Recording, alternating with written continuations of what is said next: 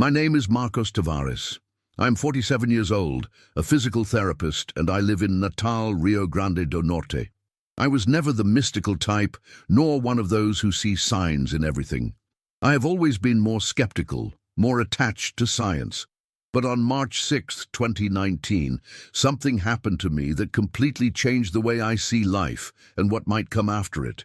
It was a Wednesday, late afternoon.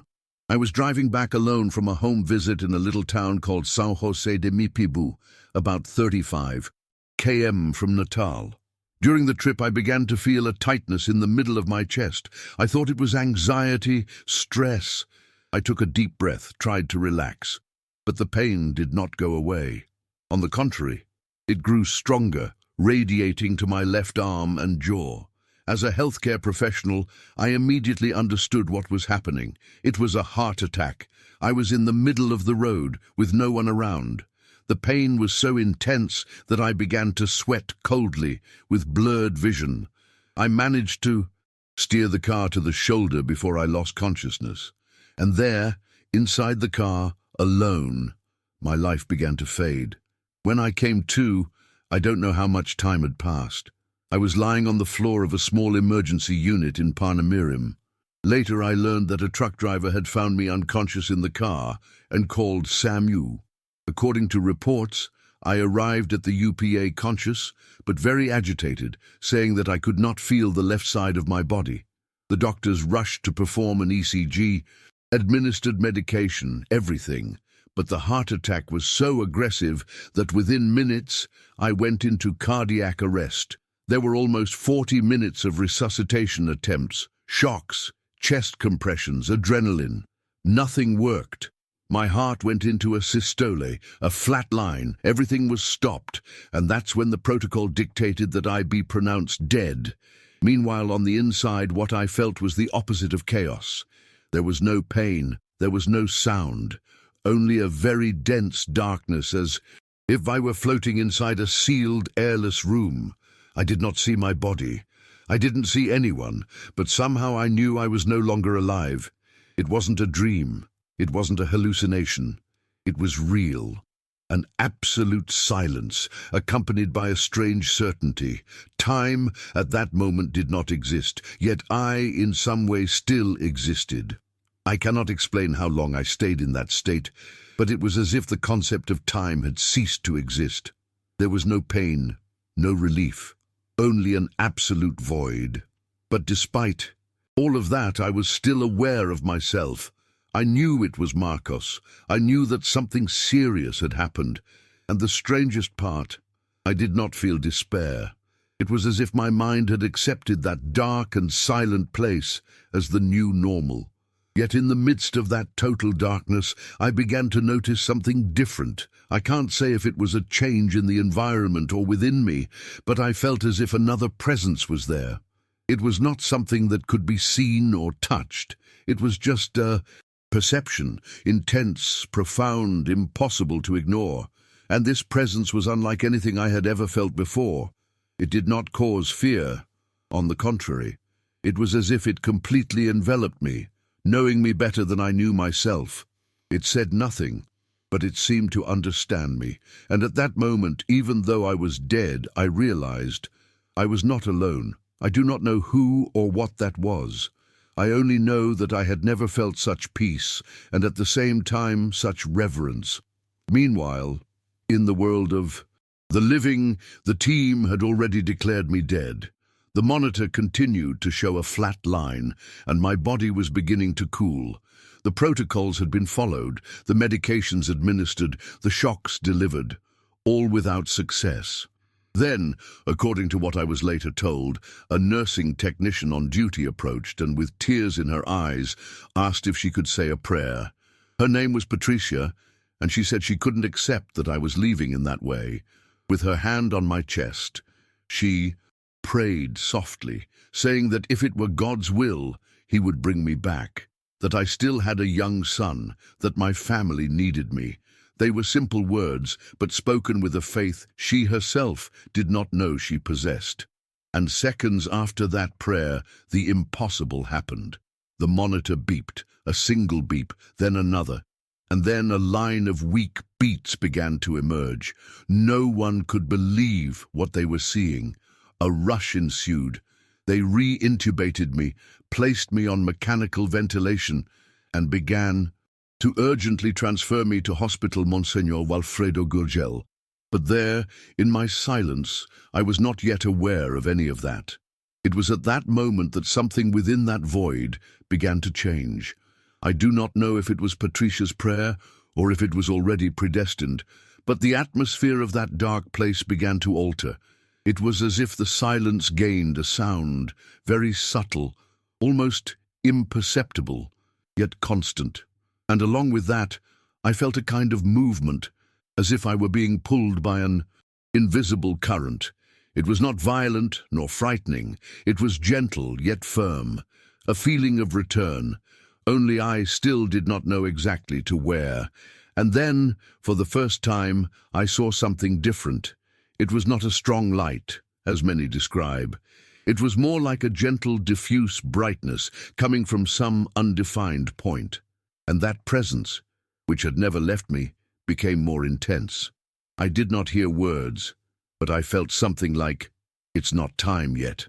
That went through me in a way that is impossible to describe. I did not want to go back, not out of fear or sadness, but because in that state there was no pain, no demands, no heaviness. It was pure relief. But some higher force had already decided, and before I knew it, I was being pushed back to something I wasn't sure I could bear, my own body. The sensation of return was brutal. Leaving life had been like gliding across a calm lake. Coming back was like being thrown into a body burning from the inside. The pain hit me like a wave, especially in my chest and head. I couldn't open my eyes, but I could hear distant sounds, alarms, voices, hurried footsteps. My mind was confused but present. It was as if my soul had been hastily fitted back into a body that was not yet ready to receive me again. I heard someone say, "He's back," and another person ask, "How come?" I wanted to speak, but my mouth did not obey. Everything hurt, but along with the pain came certainty. I was alive. I, who moments before had been clinically dead, was there, breathing with machines yet present. I still did not know where I was or for how long, but I knew I had returned from somewhere that no one could explain. It wasn't a dream. It wasn't delirium. I had been in another state, another dimension, another space. And now, all that remained was to try to understand what to do with this second chance that, to this day, no one knows how it happened. When I finally managed to open my eyes, I was already in the ICU of Walfredo Gurgel. The ceiling lights blinded me for a few seconds. I was intubated, with tubes coming out of my nose, mouth, chest. Monitors were beeping beside me, and a nurse was watching me, surprised. She ran off to call someone as soon as she realized I had awakened. Soon, 2 doctors arrived. One of them, whom I later found out was the on-call cardiologist, kept repeating, "It's not possible. This man was dead." I heard those words several times in the following days. Everyone looked at me as if they were facing a mystery. My clinical chart said cardiac arrest, asystole, 40 minutes of unsuccessful resuscitation, confirmed death. And now here I was, awake, lucid. At first, no one believed that my brain activity would return. They said that if by some miracle I survived, I would be like a vegetable. But I was there, recognizing faces, understanding everything, even trying to smile, even though I couldn't speak. The most shocking thing is that I remembered everything, not what happened in the emergency room, but what I experienced in between. That living darkness, that presence, it did not leave my mind for a single second. In the days that followed, the tests showed something that no professional could explain. My kidneys, which had stopped functioning, began to respond. The liver, which was practically inactive, started filtering normally again. My heart, even after the trauma, maintained a stable rhythm and pressure, and the most incredible, no neurological damage, no injury, no motor deficit, no memory loss. It was as if my body had been restored from the inside out. One of the doctors even said that if I were presented at a conference, my case would empty the room. "This does not happen," he said, but it did, and I was the living proof. My son came to visit me as soon as I was extubated. He entered with eyes full of fear, but when he saw that I was moving my arms, managed a weak smile, and I tried to hold his hand, he broke down. My wife was in shock for days.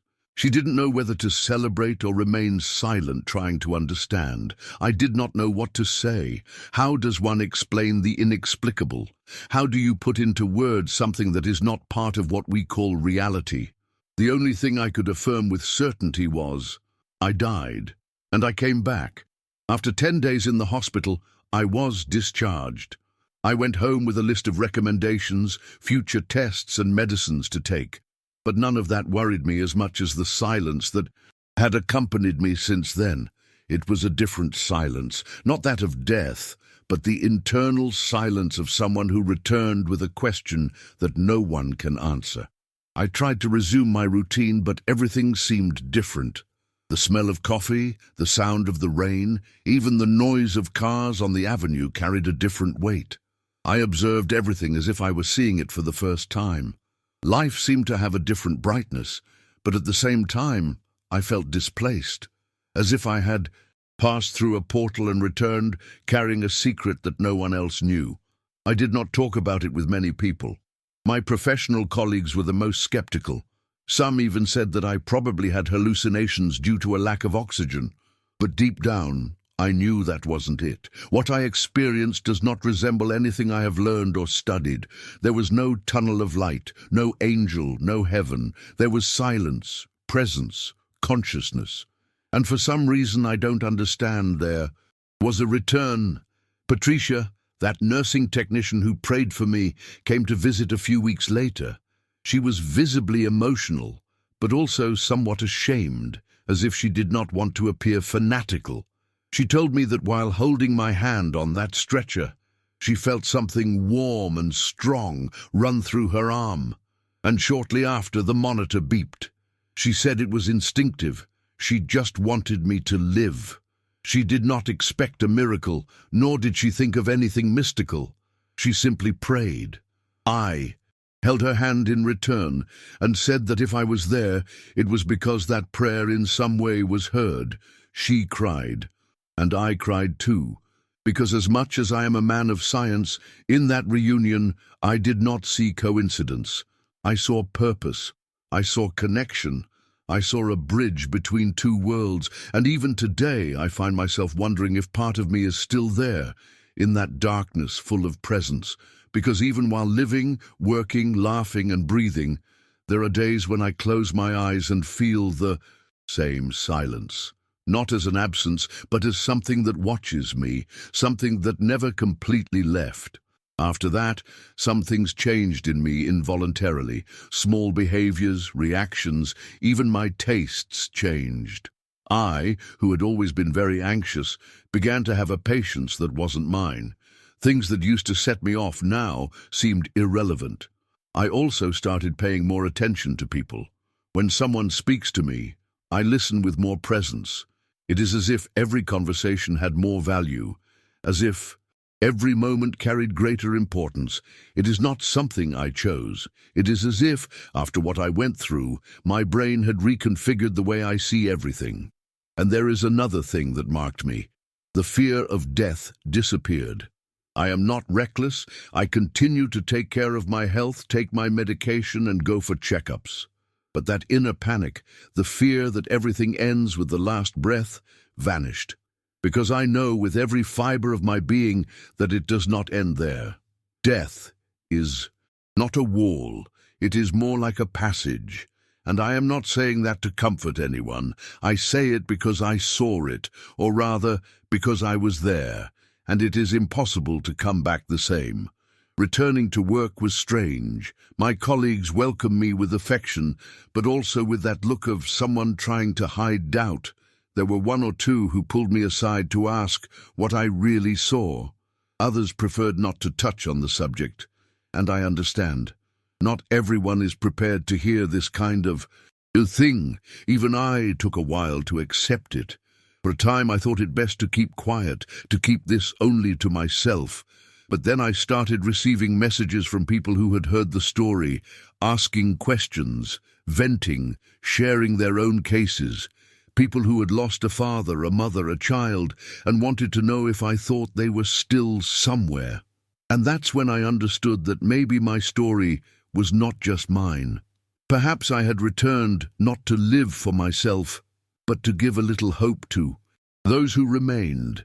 I do not say this with vanity, nor with absolute certainty. I only know that since that day I carry a different responsibility, as if it were a silent mission, to show people that the end may not be the end, and that sometimes the impossible happens, even when everyone else has already given up.